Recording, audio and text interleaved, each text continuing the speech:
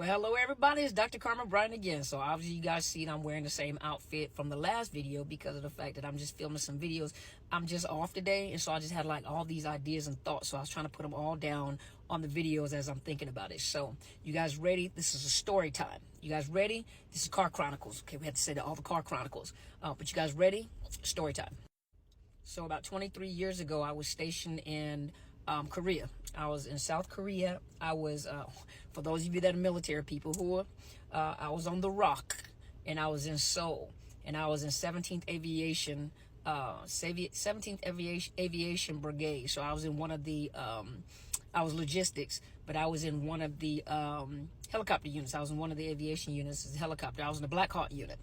And for those of you, see, you guys already know when I said 17th Aviation, those that have been stationed in Korea already know, oh yeah, that's in Seoul. So I don't know how things have changed recently, but that was in Seoul, Korea, in the middle of Seoul. But yes, I was in 17th Aviation. I was in, can't remember what company I was in, I think Delta, but I was in the Black Hawk unit.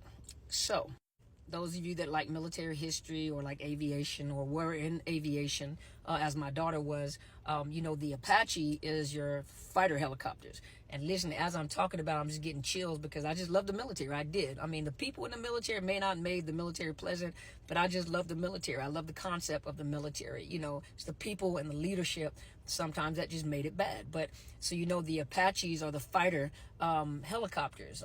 Those some bad helicopters, Then I was in the Black Hawk unit, and the Black Hawks are the helicopters that provide tactical transport, air assault, general support, aeromedical evacuations, command and control, special operations command support or special operations support to command in combat, stability and support.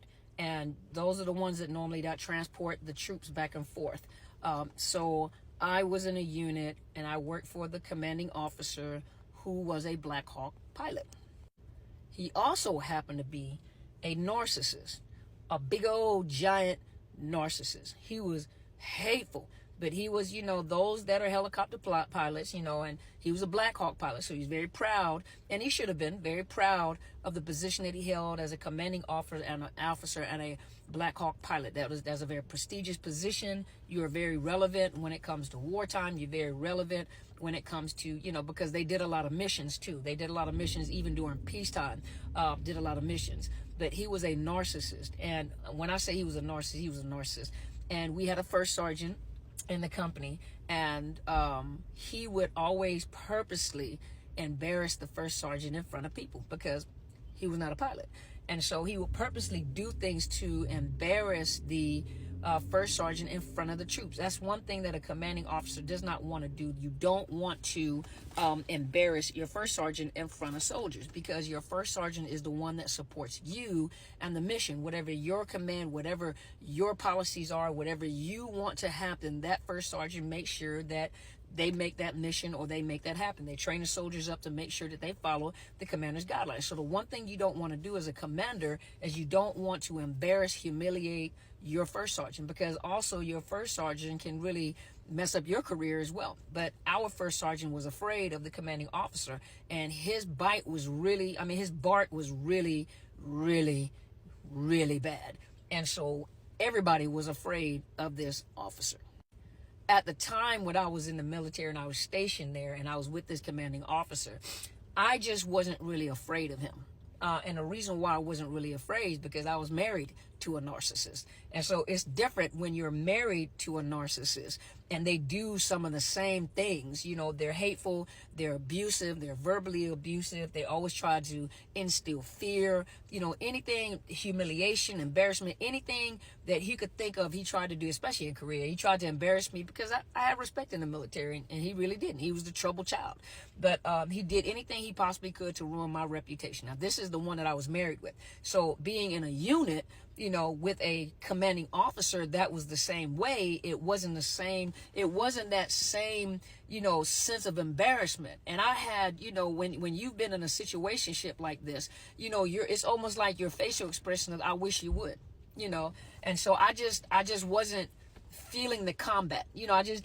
There was no Me and you are not going to fight. I'm here to do a job. I'm here to support you, but you're not going to try to scare me. And so what happened is when I came to work in the orderly room, you guys know what the orderly room is. Some of you guys in the military, orderly room is basically your like HR, like unit level HR, where you have your personnel that does, the training. You have your personnel that does your administration, your awards, your leave forms, your schooling, whenever you have to go to school, whatever. So this is that area that you work in. And so I worked in there where he was at as a training NCO and as administration.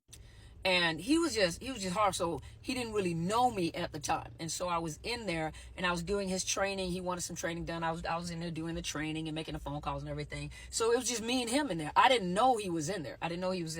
And so he was trying to feel me out to see, because everything that he did, I was never afraid of him. So it didn't matter what he did. He came through and he used to always make sure he made a big entrance. He used to talk loud. He used to scream, yell, point fingers and everything. But I was never moved. I had an earphone in my ear, listening to some music, doing that. I would look up and keep doing my work, But he couldn't figure out, because I didn't realize at the time he was a narcissist, but he would feel out the people to see how people reacted to him. And I would never react. It didn't bother me. As long as you didn't put your hands on me, we're good. I'm doing my little work. Don't yell and scream. That's not something we're going to do. And I'm not going to disrespect you, but you're not going to disrespect me either. So this was my mindset. You guys remember I was kind of young too. Well, kind of young. So we're sitting in there. I didn't know it was just me and him in the building. It was just me and him in the building. I think someone else on the end. So all of us shared a printer. And so his was connected to the printer up in the front. Common sense, let everybody know in there before you start printing something, because all of us are connected to the same printer. Come and check and make sure that there's paper in the printer, because my job is not to keep putting paper in the printer for you. I'll do it if you ask me to, because I'm sitting there with the paper, but just come and check, or hey, Sergeant, hey, can you check to see if there's some paper in there? Oh, no problem, sir. I got you covered. Put some paper in there, whatever. Hey, I'm getting ready to print something. Can you check? No problem. I got you back. So he didn't know how to talk to people like that, right? So what happened was he tried to print something. So I don't know it's him printing. I don't know who it was. All I heard was someone started cussing, because they wanted to see how you're going to react.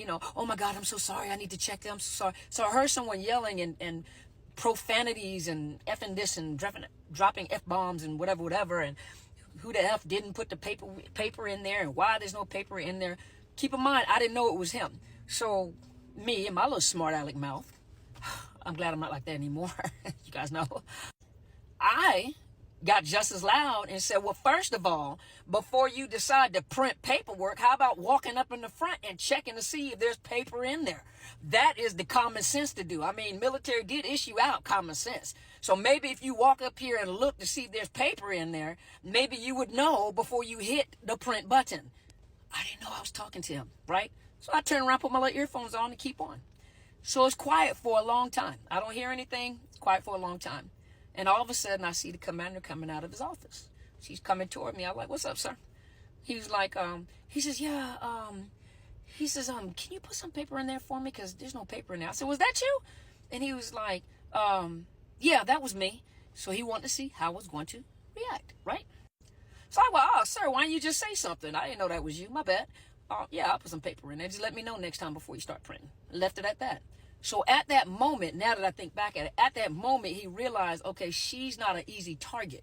She's not an easy target. She doesn't get afraid that quick, because everyone around him just jumps and just runs. I don't have a problem helping you, but don't use fear tactic on me, And at that time, in my younger years, when you have been abused so much, your tolerance is kind of low. And so, you got to deal with what's going on. Your nerves are shot. You got to deal with whatever you got to deal with at home and everything. You come to work, you're just not going to do me that way. So I was a little ghetto, as I was trying to learn to be more professional, put it that way.